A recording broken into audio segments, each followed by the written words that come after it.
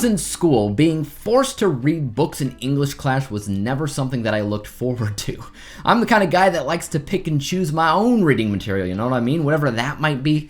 That being said, there was a grand total of 2 books that I remember really getting into when I was in school. The first was Shakespeare's Hamlet, for whatever reason, and the other was The Lord of the Flies. I love the idea of kids being left alone to fend for themselves while the adults are elsewhere and how crazy that might get. And it's a story that I've been dying for them to adapt again. The last time they did a true adaptation of The Lord of the Flies was back in the 90s, and it could really use a revamping. But until that day comes, there's been a few times where film and TV series have clearly been inspired by that novel, the most recent of which is called The Park, a film from XYZ Films that I got an early look at. It's releasing everywhere on March 7th, but is it any good?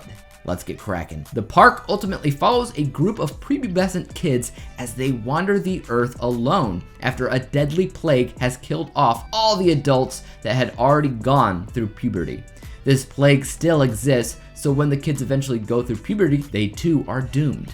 They end up at an abandoned theme park where they are all reminded how important youth still is in a world that forces them to do the unthinkable.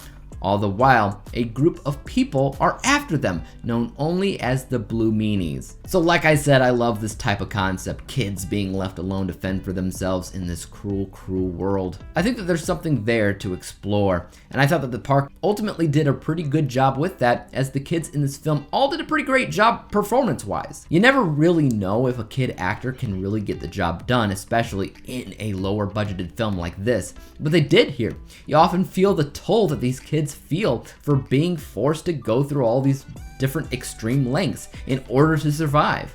It's a dog-eat-dog world after all. There's also a fair amount of surprisingly good cinematography. The abandoned theme park that they end up at really does look abandoned, which serves as not only some really good visual stimuli for the audience, but because there's extensive focus on that theme park itself, it starts to feel like a character in the film, not unlike in Zombieland. There's also a few moral lessons to be learned in the film in terms of not growing up too fast, taking a breath to remember what it is about youth that shouldn't be overlooked or ignored. Youth in a big way is what makes us human and separates us from the animals. That was a big thing for the movie. These kids are left to fend for themselves at a very, very early age, so they don't have a lot of experience just being kids. A theme park definitely brings that kind of joy and hope back to the kids' lives as they struggle, often think about what the future holds, because pretty soon they're gonna end up going through puberty themselves. And then what? I will say, however, I thought the film had more promise than what was executed. What I mean by that is that when the film is first starting up, you know one thing. The main characters in the movie are looking for some kind of legendary genius that might actually know how to fix the problem at hand, maybe even cure them of the puberty problem. And that's what they're currently on a mission to find.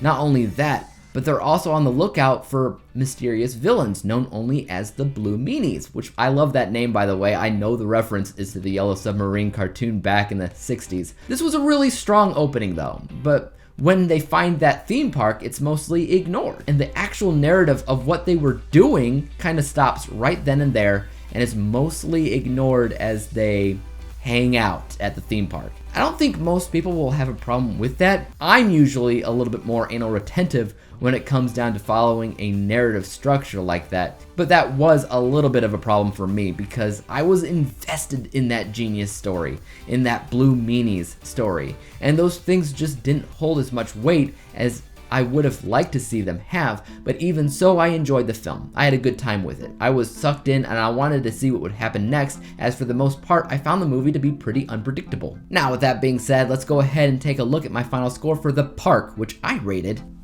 a B-letter grade. Final overall score of 79%. 79 out of 100 possible stars. Now, I think in general the film is decent. Could it have been better? Sure, with a stronger narrative that remained consistent throughout, but other than that, I don't have a lot of bad things to say about it. I thought everybody did a great job with their performances. I thought the climax and resolution was satisfying. I thought the cinematography and filming locations were great. It's a good time. But what about you guys? What did you think about The Park? Let me know, and as for YouTube, you guys know what to do. Hit that like, subscribe button, and bell to be notified when I come out with the next review. Until then, peace!